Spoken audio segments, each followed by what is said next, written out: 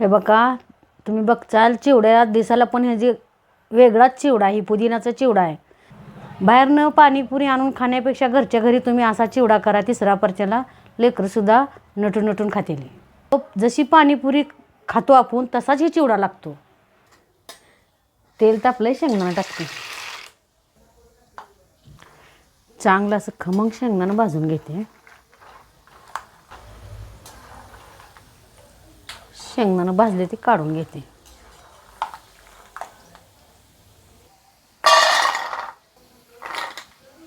ही डाळ टाकते. डाळ पण चांगलं तळून घेते. असंच डाळ पण तळले ती काढून घेते. 2-4 हिरव्या मिरच्या त्या टाकते.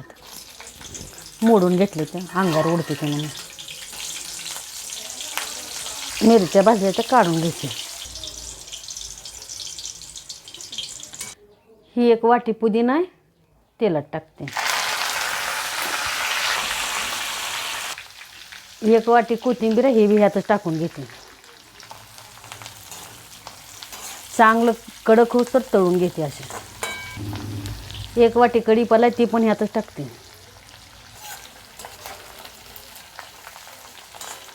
हे चांगलं कडक होत तर ह्याला मी तळून घेते. एवढा लसूण आहे टाकून घेते. हे ह्यातच चांगला तळून घेते.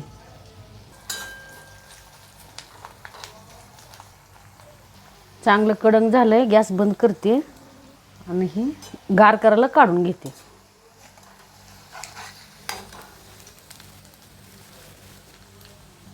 ह्या मिरच्यातच काढून घेते.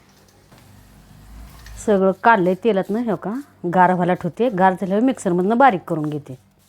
हे गार झालंय, मिक्सरमधनं बारीक करून घेते. चांगलं कडक झालंय. हे बारीक केलंय. हे तेल ठेवलंय त्यातलंच थोडं ह्यात टाकते.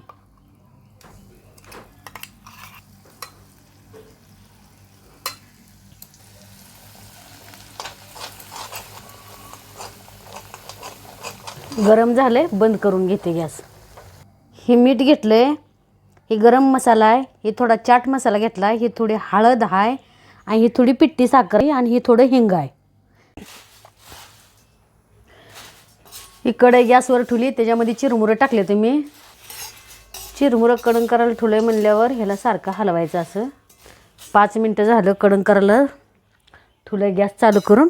ही तळलेले शेंगदाणे ह्यात टाकून घेते.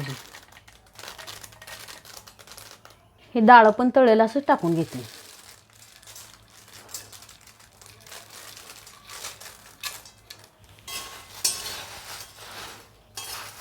सगळं असं मिक्स करून घेते. गॅस बारीकच ठेवायचा. मग सगळं जावताना तुम्हाला धनिया पावडर आणि जिरी पावडर टाकली नव्हती, हे टाकून घेते. ही जिरी पावडर आहे, हे बी टाकून घेते. सगळं मगा मसाला तुम्हाला दावलं पण त्यातनंही मी दावताना राहून गेलं. हे पण सगळं असं मिक्स करून घेते. हे मगाची सगळं तुम्हाला दावलेलं मसाला सगळं टाकून घेते ह्यात.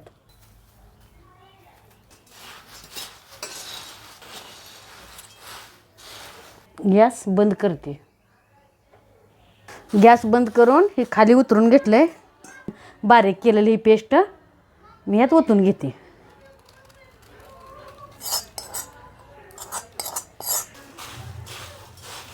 सगळं मिक्स करून घेते. चमच्यानं लागत नाही म्हणून मी हातानंच मिक्स करते बरं का. तुम्हाला जर चमच्यानं करायचं तर तुम्ही करा. मी हातानंच मिक्स करून घेते. असं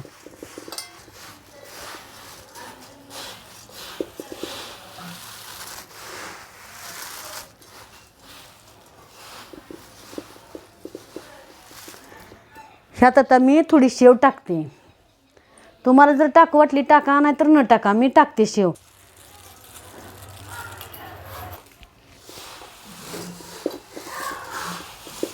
खायला अजून जरा चांगलं लागतं शेव टाकल्यावर म्हणून थोडी शेव टाकून घेतली मी ह्यात.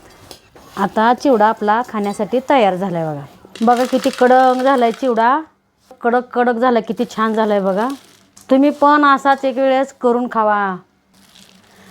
तुम्हाला हे चिवड्यासोबत कांदा टमाटर काय चिरून खायचं असलं तरी पण तुम्ही खावा. आणि चिवडा कसा झाला आहे ते कमेंटमधून सांगा. हे बघा, तुम्ही बघचाल चिवड्या दिसायला पण ह्याची वेगळाच चिवडा, ही पुदिनाचा चिवडा आहे.